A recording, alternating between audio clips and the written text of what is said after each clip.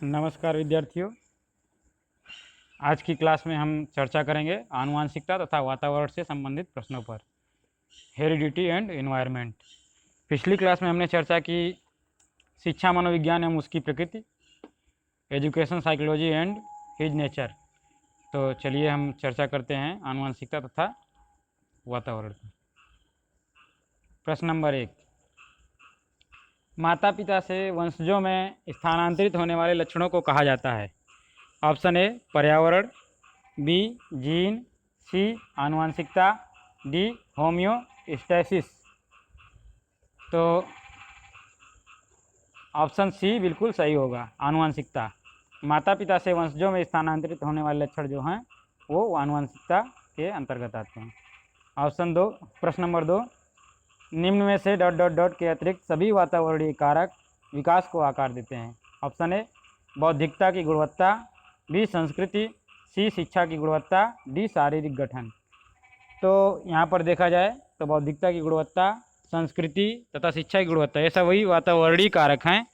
इसके अतिरिक्त जो शारीरिक गठन है वो शारीरिक विकास से संबंधित होता है। तो ऑप्शन डी शारीरिक गठन बिल्कुल सही होगा। प्रश्न नंबर 3, आनुवंशिकता को सामाजिक संरचना माना जाता है। ऑप्शन ए गुण, बी गत्यात्मक, सी स्थिर, डी प्राथमिक। यदि आनुवंशिकता को हम देखें तो आनुवंशिकता को स्थिर सामाजिक संरचना माना जाता है, क्योंकि आनुवंशिकता हमेशा स्थिर रहती है, आनुवंशिकता में परिवर्तन नहीं किया जा सकता। तो ऑप्शन नंबर सी बिल्कुल सही होगा। प्रश्न 4, शिक्षार्थियों को डॉट डॉट डॉट के लिए प्रोत्साहित नहीं करना चाहिए। ऑप्शन ए समूह कार्य में दूसरे विद्यार्थियों के साथ सक्रिय रूप से अंतःक्रिया करने, बी अधिक से अधिक पाठ्यगामी क्रियाओं में हिस्सा लेने, सी शिक्षक जो पूछ सकते हैं उन सभी प्रश्नों के उत्तर याद करने, डी कक्षा के अंदर और बाहर अधिक से अधिक प्रश्न पूछने। तो यहाँ पर देखा जा रहा है शिक्षार्थियों को किस चीज़ के लिए प्रोत्साहित नहीं करना चाहिए। तो ऑप्शन ए जो है समूह कार्य में दूसरे विद्यार्थियों के साथ सक्रिय रूप से अंतःक्रिया करने, इसके लिए प्रोत्साहित करना चाहिए विद्यार्थी को, ये जरूरी है।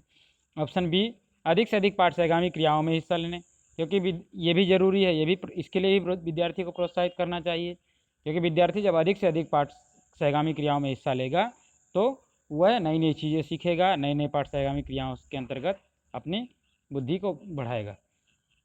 ऑप्शन सी जो कह रहा है शिक्षक जो पूछ सकते हैं उन सभी प्रश्नों के उत्तर याद करने, अर्थात जो शिक्षक पूछेगा उन्हीं प्रश्नों के उत्तर याद करने के लिए विद्यार्थी को प्रोत्साहित नहीं करना चाहिए।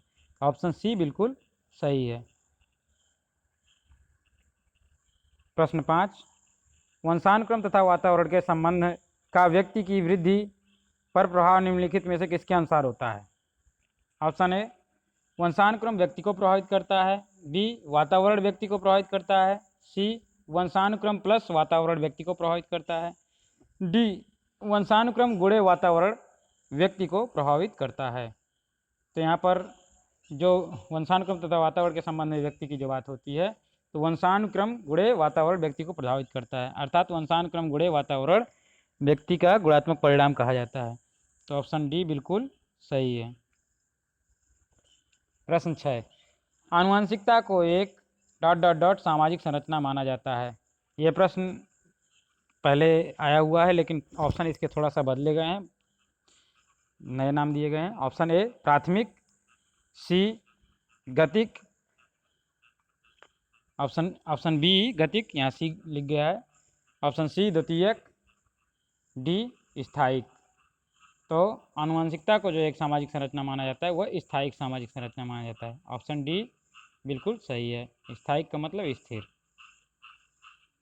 प्रश्न 7, निम्न में से कौन सा कथन सही नहीं है। ऑप्शन ए वंशानुक्रम माता पिता से संतान में गुणों का संचार है, बी माता पिता की शारीरिक और मानसिक विशेषताओं का संतानों में संचरित होना वंशानुक्रम है, सी वंशानुक्रम व्यक्ति की जन्मजात विशेषताओं का शोधन है, डी माता पिता की शारीरिक और मानसिक विशेषताओं का संतान में संचरित होना वंशानुक्रम है। यहाँ पर देखा जाए ऑप्शन ए वंशानुक्रम माता पिता से संतान में गुणों का संचार है, ये बिल्कुल सही है। बी माता पिता की शारीरिक और मानसिक विशेषताओं का संतान में संचरित होना ही वंशानुक्रम है, ये भी बिल्कुल सही है। सी वंशानुक्रम व्यक्ति की जन्मजात विशेषताओं का शोधन है, अर्थात वंशानुक्रम वह नहीं है जो व्यक्ति की जन्मजात विशेषताओं को सही करता है। तो ऑप्शन सी बिल्कुल सही होगा, यह कथन सही नहीं है। जो ऑप्शन डी है वह माता पिता की शारीरिक और मानसिक विशेषताओं का संतान में संचरित होना वंशानुक्रम है, ये भी बिल्कुल सही है। तो ऑप्शन सी बिल्कुल सही होगा। प्रश्न नंबर 8, एक बच्चा अपनी मातृभाषा सीख रहा है, दूसरा बच्चा वही भाषा द्वितीय भाषा के रूप में सीख रहा है। दोनों निम्नलिखित में से कौन सी समान प्रकार की त्रुटि कर सकते हैं? ऑप्शन ए विकासात्मक, बी अत्यधिक संशुद्धता, सी अधिकाधिक सामान्यीकरण, डी सरलीकरण। तो जब एक बच्चा मातृभाषा के रूप में एक भाषा सीखता है, दूसरा वही भाषा द्वितीय भाषा के रूप में बच्चा सीखता है, तो दोनों में जो त्रुटि होगी, दोनों में विकासात्मक त्रुटि होगी। एक का विकास तेजी से होगा, एक का विकास धीमी गति से होगा, दोनों में समान त्रुटि विकासात्मक होगी। ऑप्शन ए बिल्कुल सही होगा। प्रश्न 9, पूर्व विद्यालय में पहली बार आया बच्चा मुक्त रूप से चिल्लाता है, 2 वर्ष पश्चात वही बच्चा जब प्रारंभिक विद्यालय में पहली बार आता है तो अपना तनाव चिल्लाकर व्यक्त नहीं करता, अपितु उसके कंधे व गर्दन की पेशियां तन जाती हैं। उसके इस व्यवहारिक परिवर्तन को क्या सैद्धांतिक आधार कहा जा सकता है? अर्थात उसके इस व्यवहारिक परिवर्तन का सैद्धांतिक आधार क्या हो सकता है? तो ऑप्शन ए, अलग अलग लोगों में विकास भी भिन्न भिन्न रूप से होता है, बी विभेद व एकीकरण विकास के लक्षण हैं, सी विकास क्रमिक प्रकार से होता है, डी विकास निरंतर होता रहता है। तो इसमें यह देखना है कि जब बच्चा पहली बार स्कूल आता है तो मुक्त रूप से चिल्लाता है, खुशहाली में हो या मतलब किसी कारण से, तो लेकिन मुक्त रूप से चिल्लाता है। और 2 वर्ष पश्चात जब बच्चा वही पहले विद्यालय में आता है तो अपना तनाव चिल्लाकर व्यक्त नहीं करता, अपितु वह अपने कंधे व गर्दन की पेशियों को तनाकर अपने उसको व्यवहार को व्यक्त करता है। इसमें जो सैद्धांतिक व्यवहारिक परिवर्तन जो उसका आधार है, ऑप्शन बी विभेद व एकीकरण विकास के लक्षण हैं। अर्थात बच्चे ने पहले दूसरा कार्य किया, बाद में दूसरा कार्य किया, पहले दोनों के कार्यों में उसके विभेद पाया गया और दोनों में उसके दूसरे वर्ष में उसका एकीकरण हुआ। तो विभेद व एकीकरण दोनों विकास के लक्षण हैं। ऑप्शन बी बिल्कुल सही होगा। आगे प्रश्न नंबर 10, निम्नलिखित में से कौन सा कथन सत्य है? ऑप्शन ए, अनुभव मस्तिष्क के विकास को प्रभावित नहीं करता, बी विद्यालयीकरण का बुद्धि पर कोई प्रभाव नहीं पड़ता, सी आनुवंशिक बनावट व्यक्ति की परिवेश की गुणवत्ता के प्रति प्रत्युरात्मकता को प्रभावित करती है, प्रत्युरात्मकता, डी बच्चे गोद लिए बच्चों का वही बुद्धि लब्धांक होता है जो गोद लिए उनके सहोदर भाई बहन का होता है। तो यहाँ पर जो कथन सत्य है वह ऑप्शन सी है, आनुवंशिक बनावट व्यक्ति की परिवेश की गुणवत्ता के प्रति प्रत्युरात्मकता को प्रभावित करती है। तो ऑप्शन सी बिल्कुल सही होगा। प्रश्न 11, निम्न में से कौन सा सिद्धांत बाल विकास में वातावरण संबंधी कारकों को ही महत्व देता है? ऑप्शन ए, विकास क्रम की एकरूपता का सिद्धांत, बी सामाजिक अधिगम का सिद्धांत, सी निरंतरता का सिद्धांत, डी परस्पर संबंध का सिद्धांत। तो यहाँ पर जो सिद्धांत बाल विकास का है केवल वातावरणीय संबंधी कारकों को महत्व देता है, वह है सामाजिक अधिगम का सिद्धांत। क्योंकि ऑप्शन ए में जो कहा गया है विकास क्रम की एकरूपता का सिद्धांत, तो वो विकास का क्रमिक विकास का सिद्धांत होता है, उसके अंतर्गत होता है। निरंतरता का सिद्धांत अर्थात विकास निरंतर चलने वाली प्रक्रिया, उसके अंतर्गत आता है। और परस्पर संबंध का सिद्धांत जो है वो एक दूसरे संबंध को स्थापित करता है। यहाँ वातावरणीय संबंधों को जो कारक है वो है ऑप्शन बी सामाजिक अधिगम का सिद्धांत। सामाजिक अधिगम का सिद्धांत प्रस्तुत करने वाले थे अल्बर्ट बंडूरा। आगे बढ़ते हैं। प्रश्न 12, आप अपनी कक्षा के छात्रों को पूरी कक्षा में कहीं पर भी बैठने की अनुमति दे देते हैं, उसमें से कुछ छात्र समूह बनाकर पढ़ते हैं तथा कुछ छात्रों के अभिभावकों को ये बात पसंद नहीं आती। इस स्थिति में क्या तरीका बेहतर होगा? ऑप्शन ए, अभिभावकों को प्रधानाचार्य से शिक्षक की शिकायत करनी चाहिए, बी अभिभावकों को शिक्षक के साथ कही सुनी करनी चाहिए, सी अभिभावकों को विद्यालय से बच्चों को निकाल लेना चाहिए, डी अभिभावकों को शिक्षक पर विश्वास व्यक्त कर समस्या चर्चा करनी चाहिए।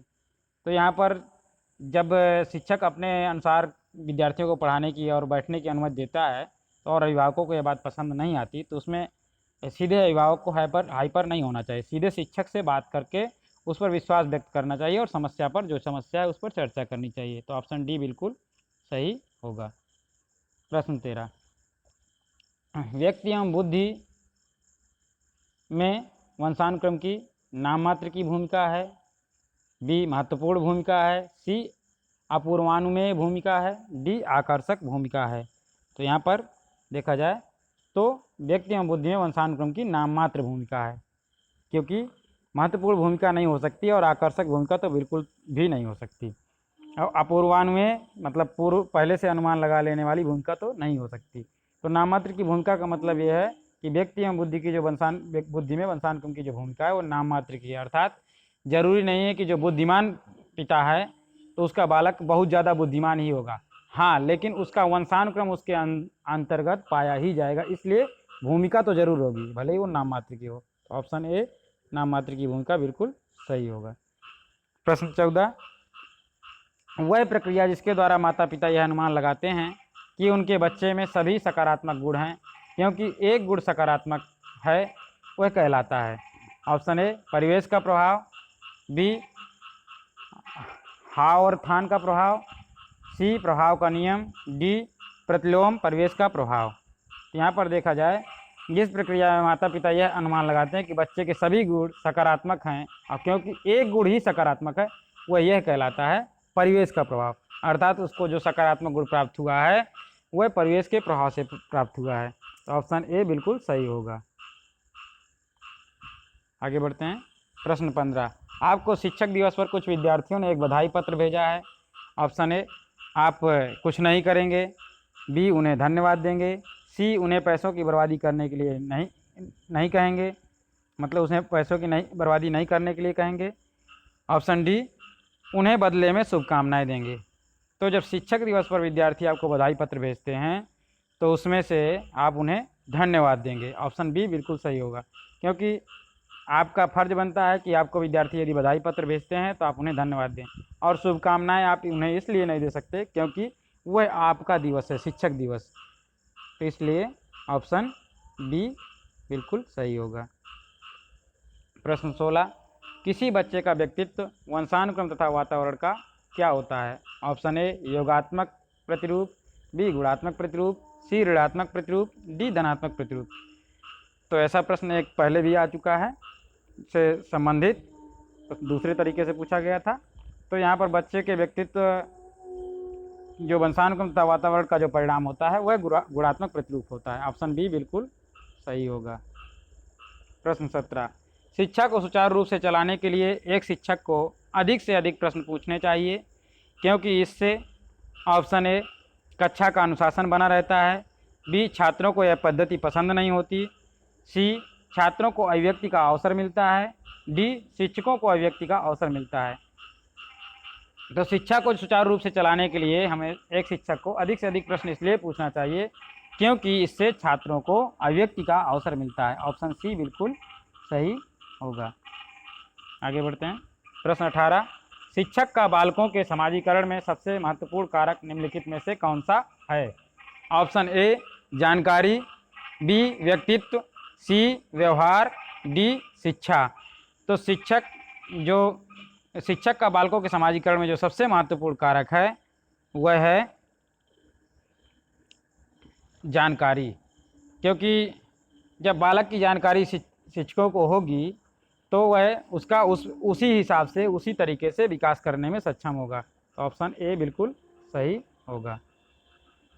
प्रश्न 19, निम्नलिखित में से कौन सी संस्था सामाजिक परंपराओं के हस्तांतरण में सबसे अधिक प्रभावशाली है। ऑप्शन ए परिवार, बी पड़ोस, सी विद्यालय, डी सामाजिक वर्ग।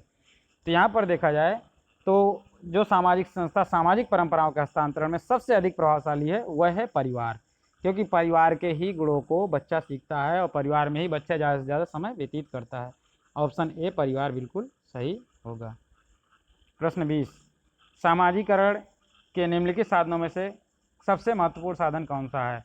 ऑप्शन ए खेल, बी सामाजिक नियंत्रण, डी शिक्षा, सी शिक्षा, डी सामुदायिक कार्यक्रम। तो यहाँ पर सामाजिकरण में जो सबसे महत्वपूर्ण साधन है जो सामाजिकरण के लिए आवश्यक है वह खेल नहीं है, सामाजिक नियंत्रण भी नहीं है और सामुदायिक कार्यक्रम भी नहीं है। ऑप्शन सी शिक्षा सबसे महत्वपूर्ण साधन है। प्रश्न 21 सामाजिक दृष्टि से शिक्षा का क्या उद्देश्य है। ऑप्शन ए बालकों में जनतांत्रिक भावनाओं सामाजिक गुणों का विकास करना, बी बालकों को व्यावसायिक शिक्षा प्रदान करना, सी अवकाश को सदुपयोग करना, डी उपर्युक्त सभी। तो यहाँ पर सामाजिक दृष्टि से जो शिक्षा का उद्देश्य है वो बालकों में जनतांत्रिक भावनाओं सामाजिक गुणों का विकास करना भी है, बालकों को व्यावसायिक शिक्षा प्रदान करना भी है, क्योंकि यदि बालकों को व्यावसायिक शिक्षा प्रदान की जाएगी तो अपने व्यवसाय में निपुण बनेंगे और जब व्यवसाय में निपुण बनेंगे तो समाज की दृष्टि से और शिक्षा की दृष्टि से अच्छा कार्य करेंगे और अवकाशों का सदुपयोग करना भी शिक्षा सिखाती है। तो ऑप्शन डी उपर्युक्त सभी बिल्कुल सही होगा। आगे बढ़ते हैं। प्रश्न 22 बालक के सामाजिक विकास पर बाल समूहों की निम्नलिखित क्रियाओं में से किसका सबसे अधिक प्रभाव पड़ता है। ऑप्शन ए अंतःक्रिया, बी प्रतियोगिता, सी संघर्ष, डी सहयोग। तो सामाजिक विकास में बाल विकास के समूहों की जो मतलब निम्नलिखित क्रियाओं में जो सबसे अधिक प्रभाव पड़ता है वह अंतःक्रिया का पड़ता है। बालक जब एक दूसरे के साथ अंतःक्रिया करता है, शिक्षक के साथ अंतःक्रिया करता है तो वह बहुत कुछ सीखता है, इससे उसके अंदर सबसे अधिक प्रभाव पड़ता है। तो ऑप्शन ए अंतःक्रिया बिल्कुल सही होगी। प्रश्न 23 सामाजिकरण की प्रक्रिया निम्नलिखित में से किस अवस्था में आरंभ होती है। ऑप्शन ए शैशवावस्था, बी बाल्यावस्था, सी युवावस्था, डी प्रौढ़ावस्था।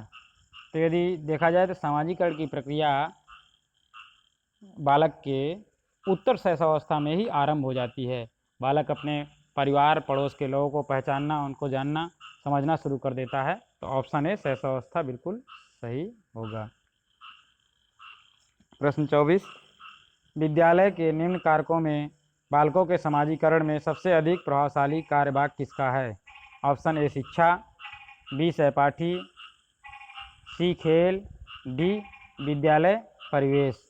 यहाँ पर देखा जाए तो विद्यालय के जो सबसे अधिक कारक हैं जो सबसे प्रभावशाली कार्यभाग निश्चित करता है वह है शिक्षा। ऑप्शन ए बिल्कुल सही होगा। प्रश्न 25 मानव समाज की मौलिक इकाई के रूप में समाजीकरण का सर्वप्रथम साधन निम्नलिखित में से कौन सा है। ऑप्शन ए परिवार, बी पड़ोस, सी विद्यालय, डी सामाजिक वर्ग। तो यदि मानव समाज की मौलिक इकाई के रूप में हम देखें तो समाजीकरण का जो सर्वप्रथम साधन है वह है परिवार, क्योंकि परिवार से निकलकर बच्चा पड़ोस में जाता है, फिर विद्यालय में आता है और फिर सामाजिक वर्ग को अपनाता है। तो यहाँ पर मौलिक इकाई के रूप में सर्वप्रथम साधन पूछा गया है, तो ऑप्शन ए परिवार बिल्कुल सही होगा। प्रश्न 26 समाज की कौन सी बातों का शिक्षा पर प्रभाव पड़ता है। ऑप्शन ए समाज की प्रकृति एवं आदर्श, बी सामाजिक दृष्टिकोण, सी सामाजिक परिवर्तन, डी उपर्युक्त सभी। तो यहाँ पर देखा जाए तो समाज की जो बातें हैं समाज की प्रकृति एवं आदर्श का भी शिक्षा पर प्रभाव पड़ता है, सामाजिक दृष्टिकोण का भी शिक्षा पर प्रभाव पड़ता है और सामाजिक परिवर्तन का भी शिक्षा पर प्रभाव पड़ता है। यदि समाज की जैसी प्रकृति होगी वैसे ही शिक्षा वहाँ पर देनी पड़ेगी, वैसे ही आदर्श निश्चित होंगे और सामाजिक जिस दृष्टिकोण जैसा होगा वैसे ही समाज शिक्षा देने की बात करेगा और सामाजिक परिवर्तन तो सीधे सीधे शिक्षा को प्रभावित करता है। तो ऑप्शन डी उपर्युक्त सभी बिल्कुल सही होगा। प्रश्न 27 बालक का समाजीकरण करने वाला तत्व कौन सा है। ऑप्शन ए परिवार, बी पड़ोस, सी स्कूल, डी उपर्युक्त सभी। तो यहाँ पर देखा जाए तो बालक का जो समाजीकरण करने वाला तत्व है वह परिवार भी है, पड़ोस भी है और स्कूल भी है। तो ऑप्शन डी उपर्युक्त सभी होगा, क्योंकि इसमें परिवार प्राथमिक है, उसके बाद द्वितीयक पड़ोस, फिर स्कूल। तो इस प्रकार से उपर्युक्त सभी बिल्कुल सही होगा। प्रश्न 28 निम्नलिखित में से किस आयु में बालक का सामाजिक व्यवहार निश्चित होता है। ऑप्शन ए 3 वर्ष से पूर्व, बी 3 से 6 वर्ष, सी 6 से 14 वर्ष, डी 14 वर्ष के बाद। तो यहाँ पर देखा जाए तो बालक का जो सामाजिक व्यवहार निश्चित हो जाता है वह 3 से 6 वर्ष की आयु में निश्चित हो जाता है। ऑप्शन बी बिल्कुल सही होगा। जैसा कि हमने बताया था उत्तर शैशवावस्था में बालक का सामाजिक व्यवहार निश्चित होता है। प्रश्न 29, सामाजिक स्तरीकरण का बालकों पर प्रभाव सबसे अधिक निम्नलिखित में से किसके माध्यम से होता है? ऑप्शन ए माता पिता, बी शिक्षक, सी सहपाठी, डी समाज। तो सामाजिक स्तरीकरण का जो बालकों पर सबसे अधिक प्रभाव जो पड़ता है वह पड़ता है अपने माता पिता का, क्योंकि माता पिता के आधार पर ही वह समाज के को स्तरों में बांटते हैं, समाज के बारे में सोचते हैं, समाज के बारे में विचार अपने दृष्टिकोण अपने स्थापित करते हैं। तो ऑप्शन ए माता पिता बिल्कुल सही होगा। प्रश्न 30, समाजीकरण के अभाव में निम्नलिखित में से कौन से विकास में बाधा दिखाई पड़ती है? ऑप्शन ए मानसिक विकास, बी सामाजिक विकास, सी नैतिक विकास, डी बौद्धिक विकास। तो समाजीकरण का जब अभाव होगा तो सीधे सीधे जो हमारे सामने बाधा आएगी वह सामाजिक विकास में बाधा आएगी। तो ऑप्शन बी सामाजिक विकास बिल्कुल सही होगा।